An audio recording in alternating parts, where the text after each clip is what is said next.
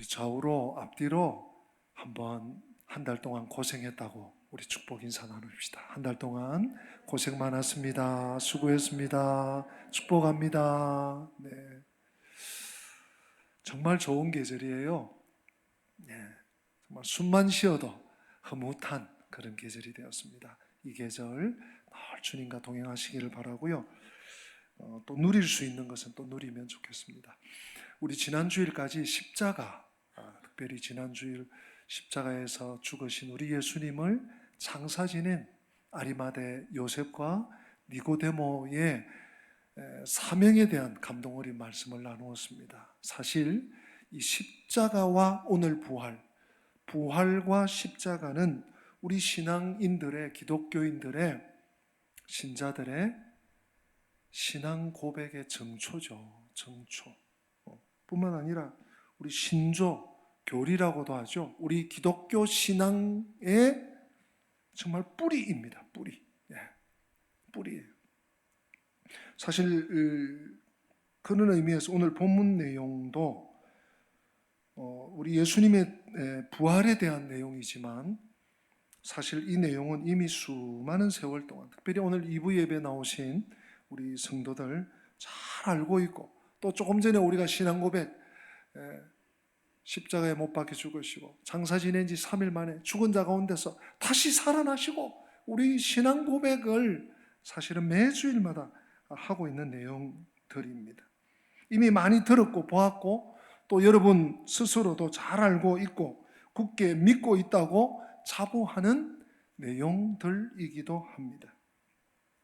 근데 사실 그러므로 하나님의 말씀을 증거하는, 또 하나님의 이 말씀을 설교하는 설교자 입장에서는 여러분들이 다 잘 알고 계신 내용이기 때문에 또 이 설교하기가 무척 어려운 그런 내용이기도 합니다. 왜냐하면 잘 알고 있는 것에 대해서 또 새롭게 호기심이나 관심을 가지기가 쉽지 않기 때문입니다. 사실 그래서 저는 그동안 부활절이나 또 부활에 대한 설교를 해야 할 때 부활을 믿으십시오, 부활을 믿어야만 합니다 하는 설교는 잘 했던 기억이 없어요. 제가 은광교회에 와서 지금 20년 가까이 목회를 하고 있습니다만은 그런 설교보다는 이미 부활을 의심하지 않고 믿고 있다고 자부하는 여러분들에게 부활을 믿자라는 말을 해야 할 필요성을 별로 설교 시간에 느끼지 못했습니다. 다만 이제 복음을 전해야 되는 자리, 초청해가지고 복음을 제시해야 되는 자리, 그런 자리에서는 제가 했겠죠. 그래서 제가 부활에 대한 말씀을 드릴 때면 대부분 부활이 무엇인가, 또 부활을 믿는 자로서 살아가는다는 것은 어떤 것인가, 이런 말씀을 주로 나누었던 것 같습니다. 증거했던 것 같습니다. 그리고 그것은 부활을 믿는다고 자부하는 우리 스스로 자기 믿음에 대한, 이 부활신앙을 포함한 내 믿음에 대한 점검할 필요성이 있다고 생각했기 때문입니다. 오늘도 마찬가지예요. 이미 부활 알고 있습니다. 부활의 아침, 예수님의 시체가 없어요. 오늘 이 부활 신앙에 대한 이 나의 믿음, 이 자신의 신앙을, 내가 지금 이 정도구나, 내가 이렇게 믿고 있구나, 내가 이렇게 알고 있구나 하는 것을 점검하는 시간이 되었으면 좋겠습니다. 오늘 좀 본문 내용으로 좀 들어가면, 안식 후 첫날 이른 아침에 막달라 마리아가 1번으로, 첫 번째로, 아직 이른 아침이니까 새벽입니다. 동트기 전입니다. 예수님의 무덤을 찾아갑니다. 그런데 무덤에 도착했을 때 이미 어떻게 되어 있습니까? 돌이 굴려져 있어요. 아리마대 요셉과 또 니고데모가 그 100건입니까? 100리터라 되는 그 많은 향품으로 예수님을 염하고 또 안치하고 무덤의 문을 꽉 닫았는데, 아무도 다녀간 사람이 없을 텐데 새벽 미명에 자기가 왔는데, 마리아가 왔는데 문이 열려있는 거예요. 소스라칩니다. 그리고 그 무덤 안을 들여다보니까 예수님이 계시지 않는 거예요. 누워 계셔야 되는데 향품을 들고 왔는데 안 계신 거예요. 마리아는 놀라 돌아와서 베드로와 또 다른 예수님의 사랑하시던 제자, 누굽니까? 사도 요한이에요. 요한이 자기 이름을 자기가 쓴 이 책에 쓰는 것이 조금 껄끄러웠던 것 같아요. 그래서 또 다른 제자, 요한을 말하는 것입니다. 그러니까 베드로와 요한에게 이 사실을 알립니다. 예수님이 없어졌다. 예수님의 시신이 없어졌다. 마리아의 말을 들은 베드로와 요한이 무덤으로 막 달려갑니다. 그 요한은 먼저 도착했지만 무덤에 들어가지 않고 무덤 안에 뭐가 있나, 예수님이 안 계시고 뭐가 있나 하는 것을 보고 베드로는 막 도착하자마자 허겁지겁 무덤 안으로 들어가서 확인합니다. 예수님의 시신이 없어요. 세마포만, 수금만 동그라니 개켜져 있습니다.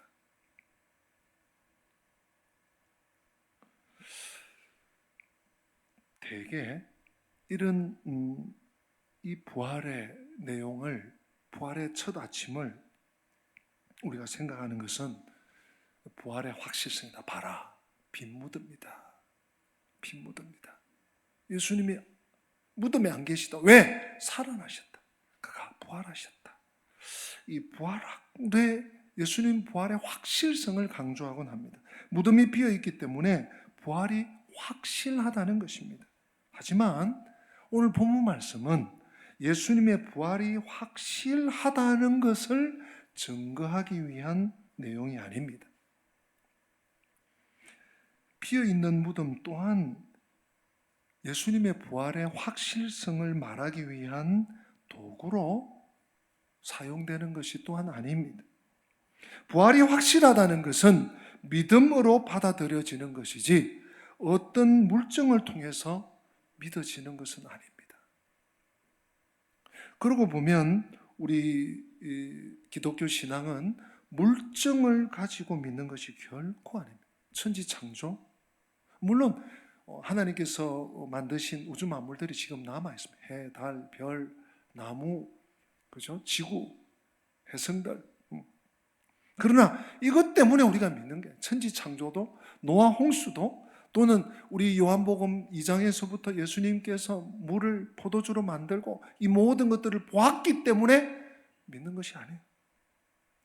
이 기적들까지 어떤 물증으로 제시가 됐기 때문에 확신을 가지고 믿게 되는 것이 아닙니다. 그럼 무엇입니까? 믿음은 하나님의 선물인 믿음으로 믿어지게 되어 있습니다. 믿음으로 믿는 거죠.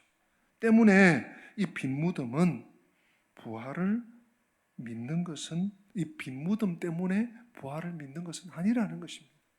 네. 그러면 오늘 본문에서 우리가 생각해야 될 것은 무엇입니까? 우리 9절 말씀 한번 보십시다. 9절 다 같이 읽어보십니다. 그들은 성경에 그가 죽은 자 가운데서 다시 살아나야 하리라 하신 말씀을 아직 알지 못하더라. 여러분 주의해서 들어 놓으십시오. 그들은, 여기서 그들은 베드로와 요한이죠. 빈 무덤을 목격했습니다. 그런데 그들은 성경에 그가 죽은 자 가운데서 다시 살아나야 하리라, 즉 예수님께서 부활하리라 하신 말씀을 아직 뭐하지 못하더라? 알지 못하더라 했어요. 무덤을 찾아온 베드로와 이 요한이 무덤이 비어 있는 것을 확인하고 무엇을 생각했겠습니까?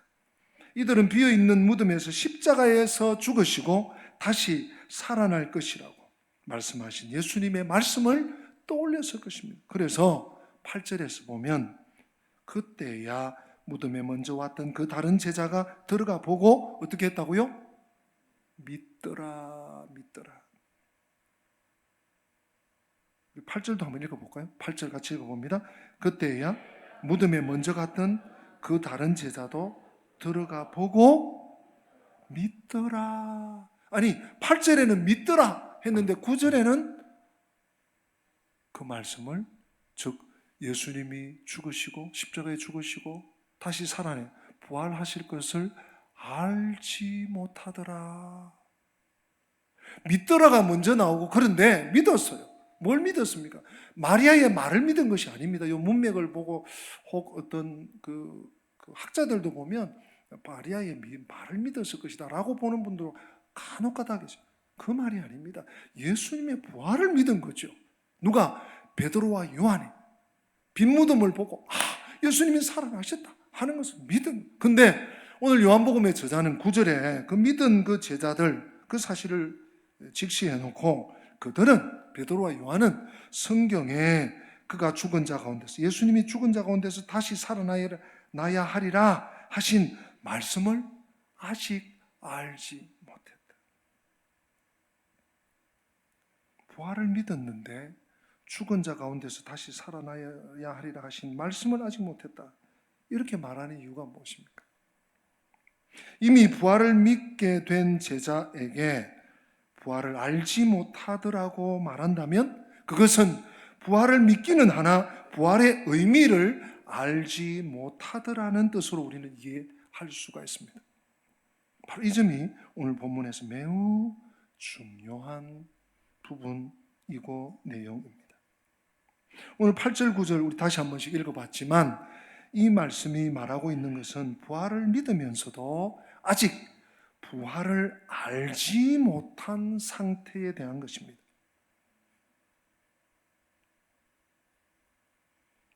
그리고 이것은 곧 오늘 우리 자신들의 상태일 수 있음을 잊어서도 안 됩니다.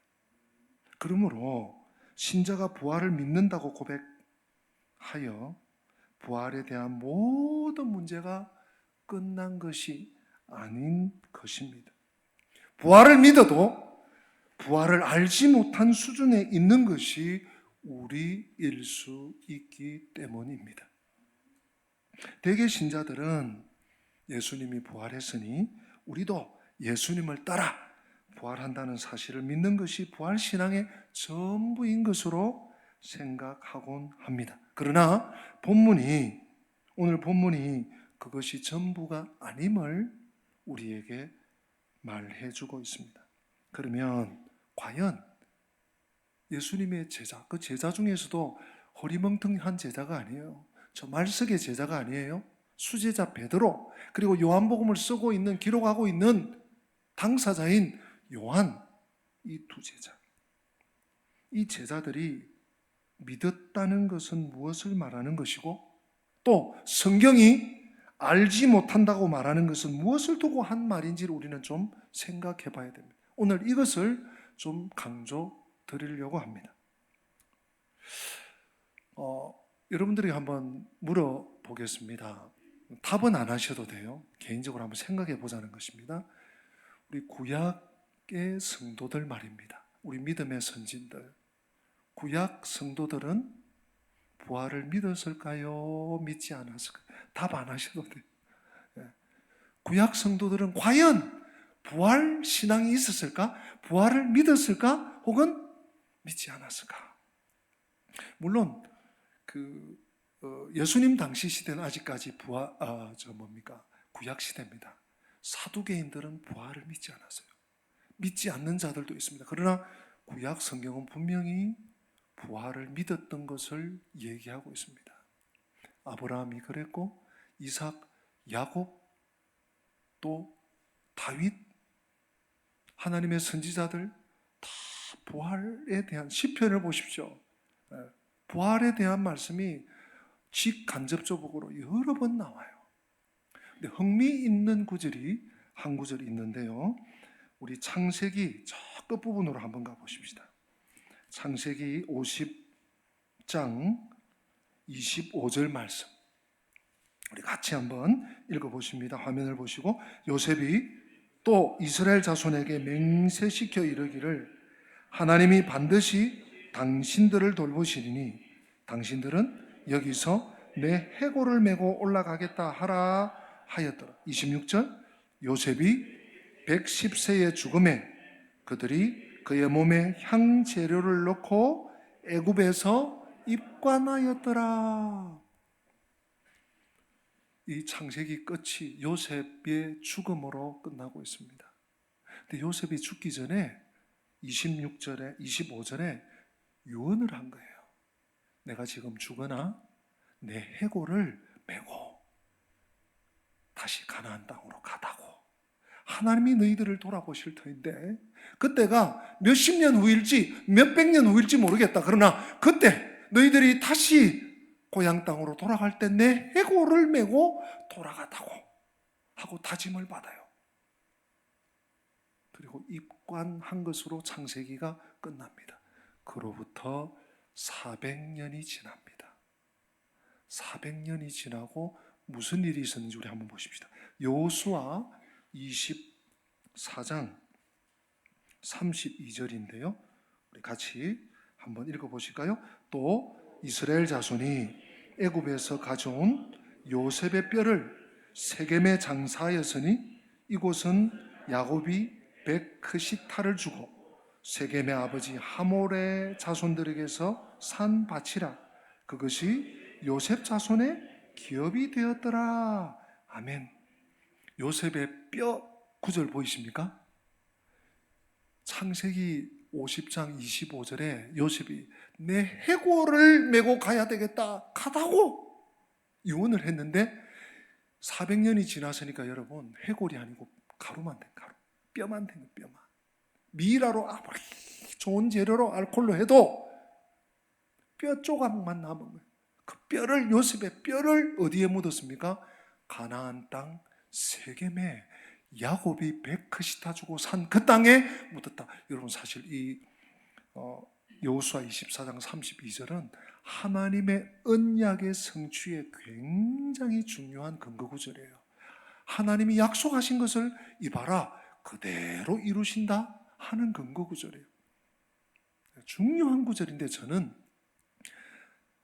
요셉이 부활을 믿었구나 하는 말씀으로도 연결이 됩니다.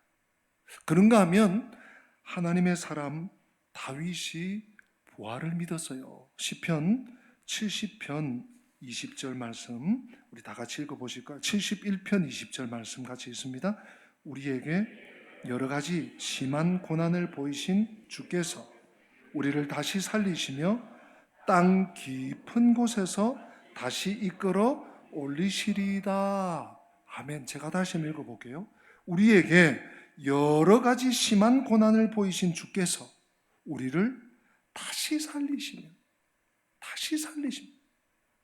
또 땅 깊은 곳에서 다시 이끌어 올리시리이다. 시편 71편이 다윗의 시라고 표제되어 있지 않습니까? 그런데 시편 70편이 다윗의 시예요.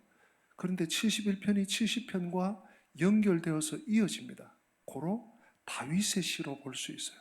이 다윗이 부활을 믿었던 거죠. 그러니까 구약의 성도들은 부활을 믿었다, 안 믿었다? 믿었어요. 그런데 유대인들의 부활신앙은 사실은 예수님을 모르고 믿는 부활신앙, 예수님과 상관없는 것이었습니다. 다만 하나님을 믿으면 부활한다 하는 것이 전부일 뿐이었습니다. 부활을 막연히 바라보았을 뿐입니다. 그러니 비록 그들이 부활을 믿었다고는 하나 부활을 알지 못했다고 말할 수밖에 없습니다. 그러면 오늘 요한복음 20장 9절에 말하고 있는 예수님의 부활을 안다는 것은 무엇을 말한다는 것입니까? 무엇을 말하는 것입니까? 대개 예수님의 부활을 장차 부활할 우리들에게 미리 시범을 보여주신 것으로 이해하는 경우가 많습니다.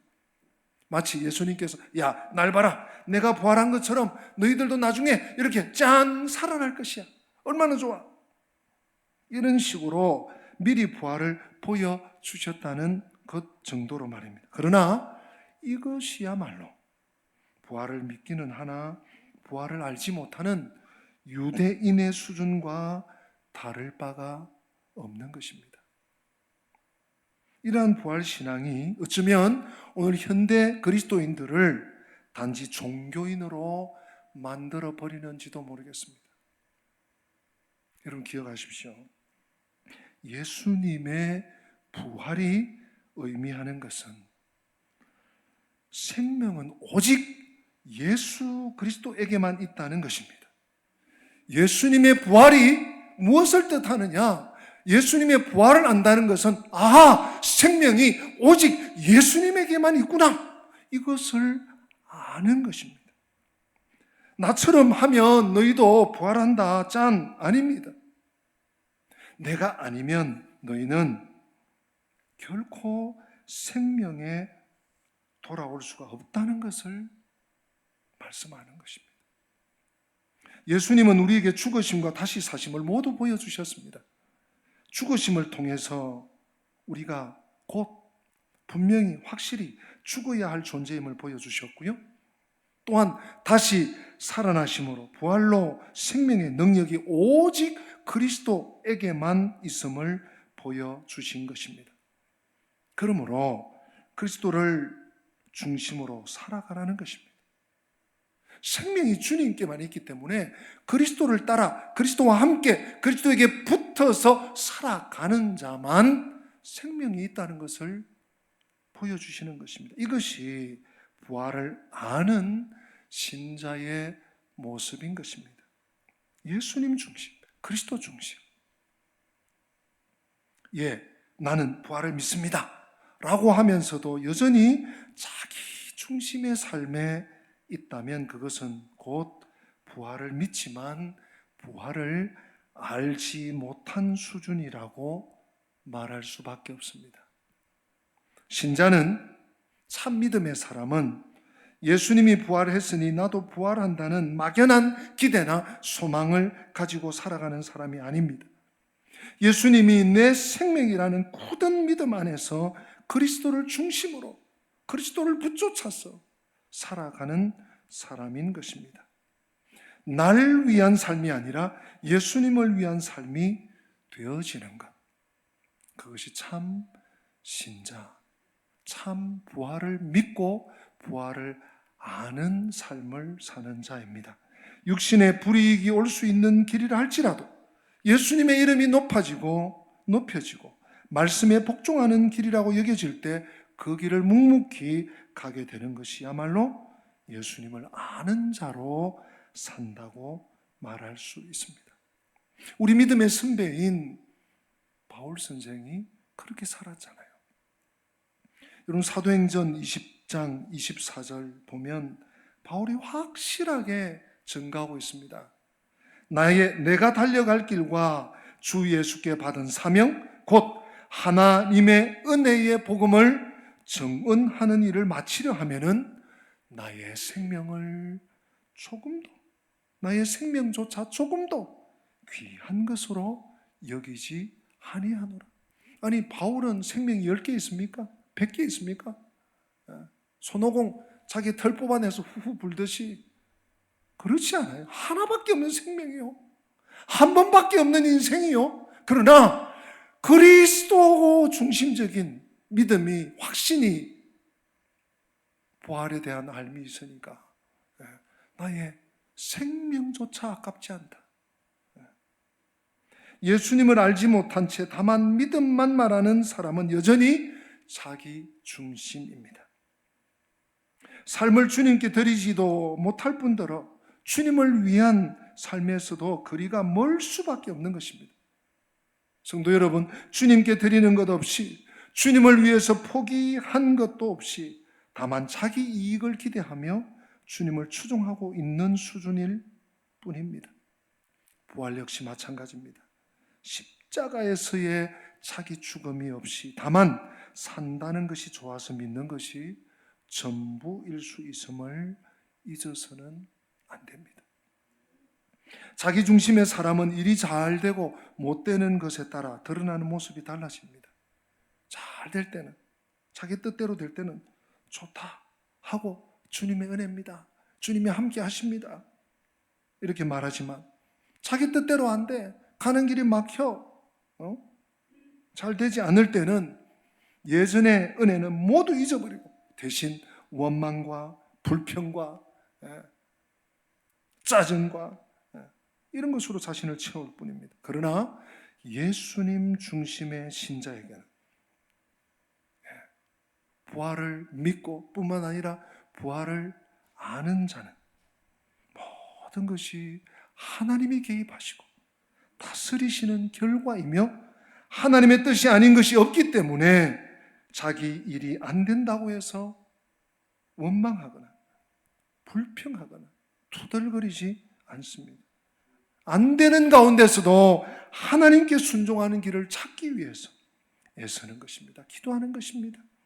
이것이야말로 진정으로 예수님을 아는 모습이 아니겠습니까?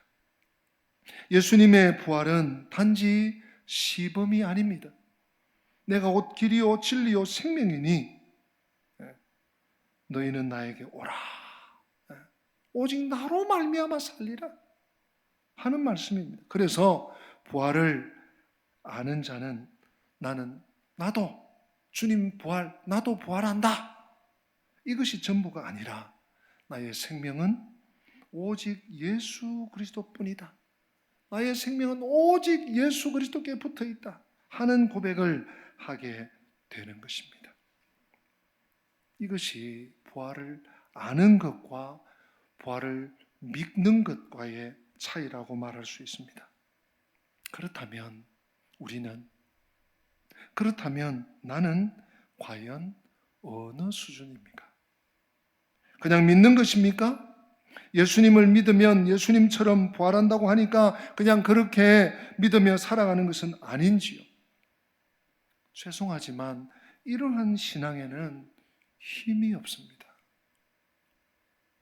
웬만큼 바람만 불어도 쓰러집니다. 넘어집니다. 원망합니다. 투덜거립니다. 탓합니다. 부활은 그 자체로 놀라운 능력입니다. 부활은 그 자체로 놀라운 힘입니다. 그런데 부활을 믿는 신자로서 힘이 없다는 것은 분명 뭔가 문제가 있다는 것입니다. 바리새인들은 부활을 믿었으나 예수님을 알지 못했습니다. 그들은 하나님만 믿으면 모든 것이 해결될 줄로 알았습니다. 그러나 그들은 하나님이 누구신가를 알지도 못한 채 믿었을 뿐입니다. 하나님은 예수님으로만 알 수 있는데 예수님을 모르니, 예수님을 안 믿으니 하나님을 알 수 없는 것은 당연한 것 아닙니까? 그런데도 그들은 자신들만이 하나님을 잘 안다고, 잘 아는 것으로 여겼습니다.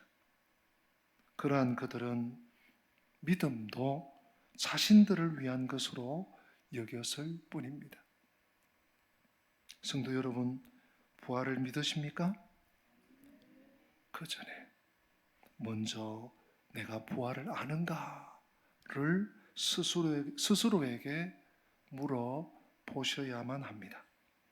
부활은 죽은 자가 다시 사는 것을 말한다 라는 것으로 부활을 안다고 할 수 없습니다. 부활이 의미하는 것이 무엇인지를 알아야 합니다. 거듭 말씀드린 것처럼 나의 생명은 오직 부활하신 예수님께 있다. 오직 예수님 안에 나의 생명이 있다. 예수 없는 삶은 죽음뿐이다. 죽음뿐이다. 그럴 때 이 부활신앙은 여러분 한 분 한 분에게 큰 능력과 힘으로 자리하게 될 것입니다. 죽음이 두렵지 않다는 것, 얼마나 놀라운 능력입니까? 죽음이 두렵지 않는, 언제 주님 앞에 부름받아 갈지 모르지만 두렵지 않는 부활신앙이고 부활을 아는 것입니다. 왜? 생명이 주님께 있기 때문에. 오늘 이 말씀을 마음에 새기면서 나의 사랑, 나의 생명, 나의 전부이신 예수님을 찬양합니다. 우리 다 함께 기립하셔서 나의 사랑, 나의 생명, 우리 예수님 찬양하십시다.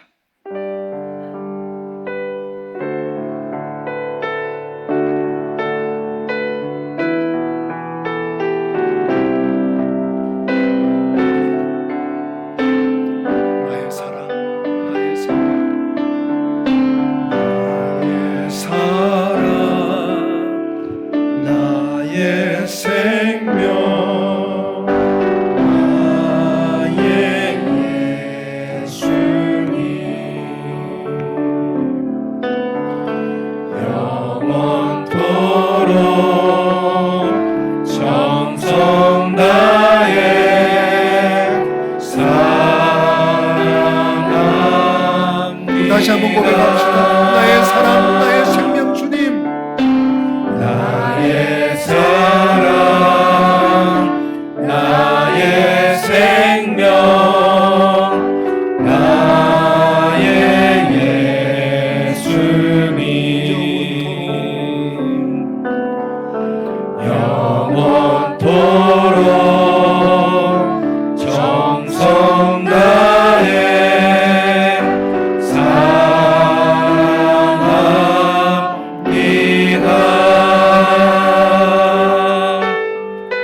나의 힘 되신 여호와여,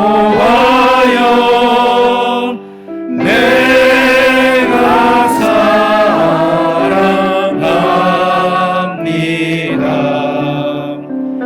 영원토록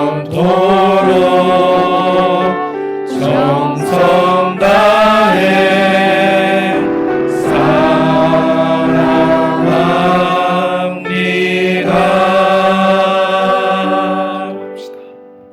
예수님의 부활을 믿으면서도 예수님이 십자가에 달려 나의 죄를 대신 벌받아 피 흘려 물 쏟아 살 찢어 죽어주실 뿐만 아니라 우리를 살리기 위해서 3일 만에 부활하신 것을 믿음에도 불구하고 오늘 베드로와 요한이 아직 예수님의 부활을 알지 못하였더라 하는 말씀이 나에게도 해당되는 말씀이 아닌지, 오늘 말씀 가운데 분명한 나의 위치를 알고 이제는, 지금부터는, 앞으로는 나 중심이 아닌 생명 되시는, 오직 유일한 생명 되시는 예수님 중심으로, 예수님과 함께 예수님만으로 생명 삼기 원하는 믿음의 길을 달려가게 하여 주시옵소서. 주 예수 그리스도의 은혜와 하나님 우리 아버지의 변함없는 사랑과 보혜사 성령님의 교통하심이 부활을 믿을 뿐만 아니라 부활을 알고 십자가 지고 부활의 주님을 따르기 원하는 주의 백성들 머리 위에, 저들의 앞길 위에, 가정과 생업 위에, 우리 교회와 민족과 열방 교회 위에 지금부터 영원토록 함께 계실지어다. 아멘.